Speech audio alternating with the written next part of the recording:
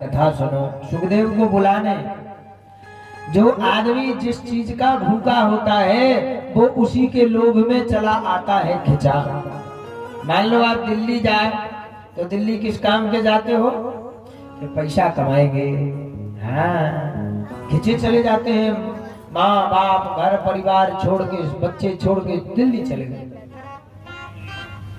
ठेकेदार का फोन आ जाए तुरंत दौड़ पड़े, ऑफिस से किसी कर्मचारी का फोन आ जाए तुरंत दौड़ पड़े, रोजी रोटी है। सुखदेव को माया मोह से कोई मोह नहीं है, छोड़ करके चले गए थे। सुखदेव को ईश्वर से मोह है, भगवान की लीला से मोह है, भगवान के दर्शन से उस नन्हे से बालक को मोह है। इसलिए माता और पिता का त्याग करके जन्म लेते ही चला गया। इसलिए पिता व्यास ने सोचा मेरे बेटा को भगवान की भूख है तो उसको भगवान के द्वारा ही, भगवान के श्लोकों के द्वारा ही बुलाया जा सकता है। पैसा ले जाओगे गठरिया बांध के, धन दौलत तो आने वाला नहीं है। बोलो सीताराम, जोर से बोलिए सीताराम। बेटा धन के लालच में आने वाला नहीं है। अब व्यास जी ने कहा कि जाओ शिष्यों, श्लोक पढ़ोगे भगवान की सुंदरता का तो बेटा लौट के आ जाएगा। दूसरा श्लोक क्या कहा रहा है, क्या बोल रहा है? बोले पूतना लोकवालग्नि। पूतना इतनी बड़ी पापिन थी कि नन्हे नन्हे बालकों को भक्षण करती थी, खून पीती थी उनका। ऐसी खून पीने वाली, नन्हे नन्हे बालकों का खून रक्त पान करने वाली पूतना के ऊपर भगवान ने कृपा करी। इतने कृपालु हैं, इतने दयालु हैं, इतने सहनशील वाले मेरे प्रभु हैं कन्हैया। इसलिए हे सुखदेव बेटा, ऐसे कन्हैया के ग्रंथ को सुनने के लिए तुम जल्दी आ जाओ। शिष्यों ने ये श्लोक पढ़ा जंगल में, लेकिन एकांत में बैठा वो नन्हा सा बालक सुखदेव केले के पत्ते की लंगोटी लगा करके लौट के नहीं आया।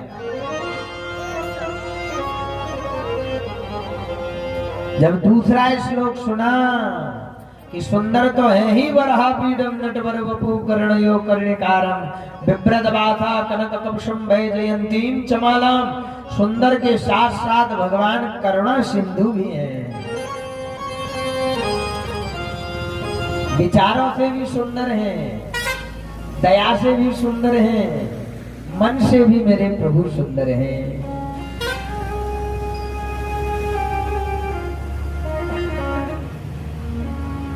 न जाने कौन से गुण पर दया निधि रीझ जाते हैं। न जाने कौन रीझ जाते हैं। न जाने कौन से गुण पर दया पर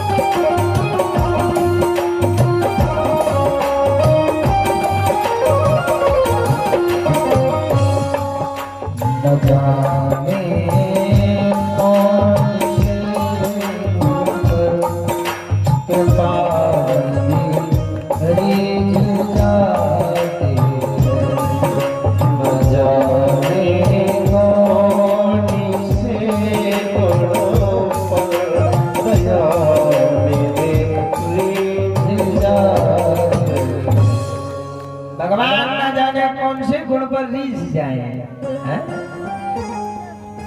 रामचरितमानस में बाबा ने चौपाई वर्णन की है। जान अवगुण प्रभु मान न काहू, जन अवगुण प्रभु मान न काहू, जन अवगुण प्रभु मान न काहू, जन अवगुण मान न काहू, दीन बंधु अति मृदुल स्वभाव, दीन बंधु मृदुल स्वभाव। जय सिया राम, जय सिया राम। भगवान कहते हैं, बोले दीन बंधु अति मृदुल स्वभाव। अवगुण भगवान कभी नहीं देखते हमारे। बोलो सीताराम। रामायण की चौपाई कह रही है, जन अवगुण प्रभु मान न काहू, दीन बंधु अति मृदुल स्वभाव। अति मृदुल स्वभाव है भगवान का। इसीलिए तो महाराज सुखदेव जैसे परमहंस एक श्लोक श्रवण करके भगवान के स्वभाव कैसा है, बोले खून पीने वाली पूतना, बच्चों का खून पीने वाली पूतना के ऊपर भी भगवान ने दया कर दी और उसे मुक्ति दे दी। इतने अच्छे हैं मेरे भगवान। ये श्लोक सुनते सुखदेव जी दौड़ पड़े, बोले भैया जी और श्लोक सुनाओ ना, ऐसे कौन से भगवान हैं? बोले ऐसे और सुनना है तो अपने पिता के पास चलो। सुखदेव दौड़ पड़े जंगल से। पिता, जिस पिता को छोड़ के भाग गए थे जन्म लेकर, उसी पिता के पास दौड़ पड़े और दौड़ते दौड़ते पिता के पास आए, चरणों में प्रणाम किया। व्यास जी को ध्यान आ गया, क्या करूं? अपने बेटे को भागवत की संहिता, भागवत की पुराण सुना दूंगा बिना परीक्षा लिए तो दुनिया वाले कहेंगे कि हम भी तो थे, हमें क्यों नहीं दी ये ग्रंथ। इसका मतलब व्यास जैसा परम ज्ञानी भी पक्षपात करने लगा। अपने बेटे को भागवत की कथा सिखा दी, दे दी। क्या हम लोग नहीं थे सुखदेव जैसे ज्ञानी, सुखदेव जैसे वैरागी? कहने वाले हैं, करना तो है नहीं, कहते हैं लोग। आप कोई काम करते होगे तो 10 लोग बिगाड़ने वाले आएंगे कि इसका लड़का आगे क्यों बढ़ रहा है। ये जगत के नियम है, संसार के नियम है। खुद तो अच्छे काम पे चलना नहीं है, खुद अच्छी रास्ता पे चलना नहीं है, और आपका बेटा यदि अच्छी रास्ता पे चल रहा होगा तो खुद बिलोरा करने वाले, उसमें बाधा डालने वाले 1000 मूर्ख पैदा हो जाएंगे। ये बात गारंटीड है। और खुद भी नहीं चल रहा है उस रास्ते पे। ऐसा क्यों, ऐसा क्यों, ये ऐसा क्यों कर रहा है, इसने देखो गलत कर दिया। इस पे नजर नहीं डालेंगे कि इसने अच्छा भी किया ना। 50 अच्छे काम किए, उसकी कोई पूछ नहीं है। यदि 5 गलत काम हो गए तो उसको पकड़ के बैठ जाएंगे, इसने ऐसा क्यों किया। हम कहते हैं अच्छा है, तो गलत बताने वाले कम से कम वो ये कहते हैं कि तेरे से जो 95 काम तो अच्छे हो गए, लेकिन तूने जो 5 काम गलत क्यों किए, इसको भी सुधार, अच्छे कर। समझदार व्यक्ति यदि होगा तो वो यही कहेगा कि बहुत अच्छी बात है। निंदक नियरे राखिए आंगन कुटी छवाए, बिन पानी सावन बिना निर्मल करे सुभाए।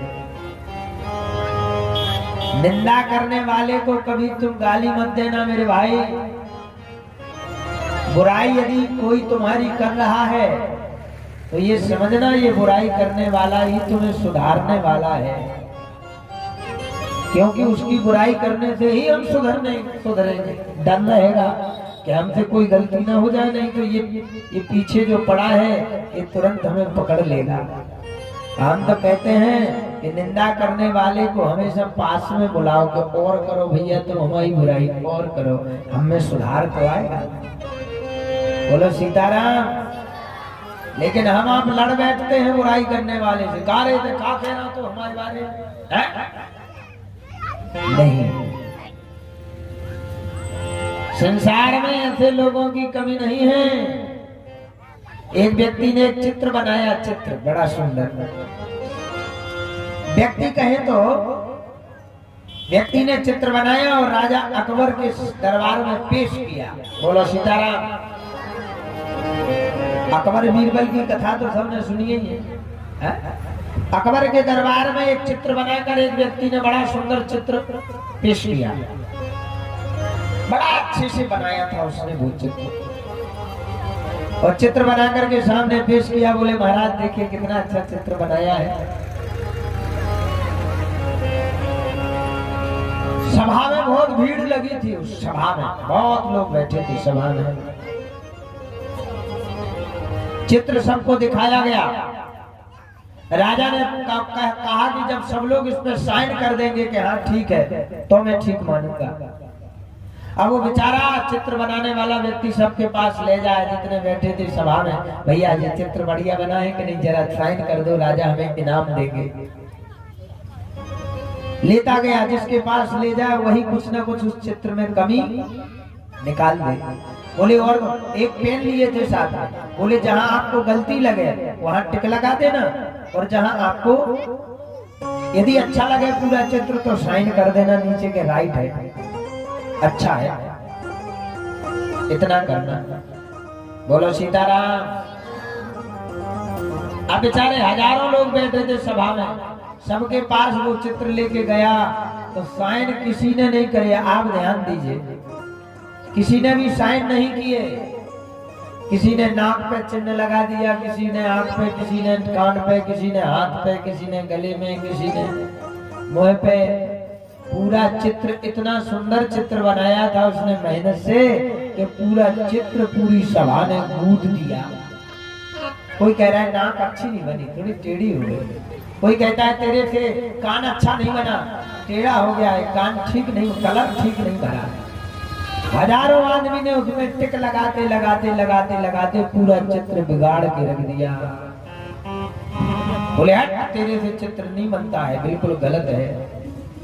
बेचारा निराश हो गया कि जब सबने गलती ही गलती बता दी चित्र में, अब इनाम थोड़ी मिलेगा, अब तो राजा दंड देगा। हम तो आए थे बड़ी खुशी में कि हमें इनाम मिलेगा, इतना अच्छा चित्र बनाया है हमने राजा का, अकबर का ही चित्र बना था, बना है तो हमें और राजा इनाम देंगे। लेकिन अब तो हमें लगता है कि राजा कहीं फांसी पे न लटका दे। बेचारा सहमा सा उस सभा में चुपचाप खड़ा हो गया। बीरबल बगल में खड़े थे। बीरबल तो बुद्धिमान था ही, मंत्री। बीरबल ने कहा क्यों भैया निराश क्यों खड़े हो? अरे बोले बीरबल भैया जब पूरी सभा ने हमारे चित्र को गलत कर दिया, अब हमें ये लग रहा है कि कहीं राजा हमें फांसी पे न चढ़ा दे। बीरबल ने कहा चिंता मत करो, तुम्हें फांसी नहीं होगी, ये हमारी गारंटी है। कहा तो बचा लो। बीरबल ने कहा हे सभा में बैठे भैया लोग, सब लोग बताओ ये चित्र गलत बनाया है इसने? बोले हाँ। बोले ठीक है, कोई बात नहीं, गलत बनाया है, ठीक है, गलत है भैया, तुझे एक मौका और दिया जाता है, कल तू फिर से चित्र बना करके लाना, गलती नहीं होना चाहिए, तुझे इनाम मिलेगी। मौका दे दिया गया, ठीक है। अब उसने महाराज दूसरे दिन चित्र बनाया, और दूसरे दिन चित्र बनाया, फिर से सभा में पहुंच गया। बीरबल ने पहले समझा दिया था कि अब की बार तुम्हें जान के चित्र गलत बना लिया हमने। क्या जान के तुम्हें चित्र गलत, टेढ़ी नाक कर देने ऐसी, और कान आगे कर देने ऐसे, राजा के आगे कान है, आंखें ऊपर नीचे कर देने, एक आदमी ऐसी कर देने, मेंटल राजा का चित्र।